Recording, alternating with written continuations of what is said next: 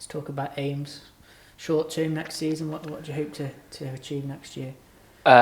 More players in the first team. I think that's the number one aim for any member of staff. The success of the academy won't be just down to one person. It's down to a group of staff all performing excellently. So that's the case. That's where I'll be making sure from us, making sure my job is making sure each member of staff is performing his or her role excellently. That'll be made through to the players, and that'll work with the players and create that environment that they can improve, and they will get that opportunity in with the first team.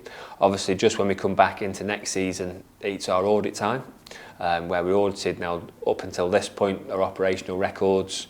The spot checks that we've had from the Football League and the Premier League are all indicating we will be Cat 1. So that it's just a case of tying all that together and making sure everyone's on point with that, where we are inspected by monitors just to make sure we're doing what we say we're doing, which we are. So there'll be no problems with that. So that's obviously a goal that's on the horizon when we come back for next season.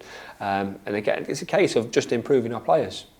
I don't think, like I said before, you can't just rip up what you're already doing. Our programme is as good as anybody's, where we provide the training programme, the sports science programme, the tournaments, the overseas tournaments that we offer.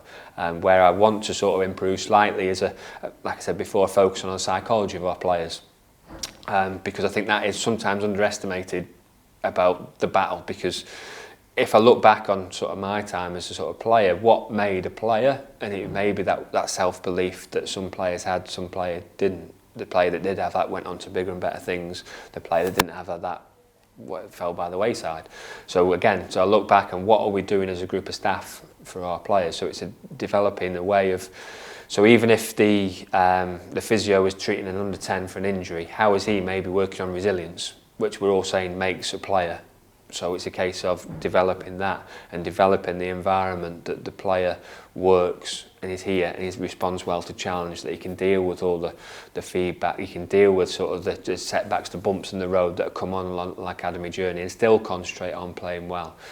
So that's an area of focus just individually as well. And more longer term, what do you hope to see in that time?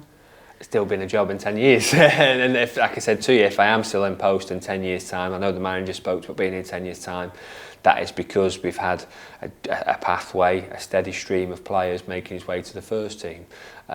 It's always an element of luck in there, because you could have a player that you're desperate and you all see, everyone says he's going to be a player, he's going to be a player, he might just go through a growth spurt and all of a sudden can't do what he could do before his growth spurt. That's where you're in the realms of the unknown.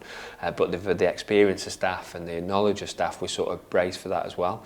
I'd love to still be here in 10 years' time, because it shows that the academy's been successful.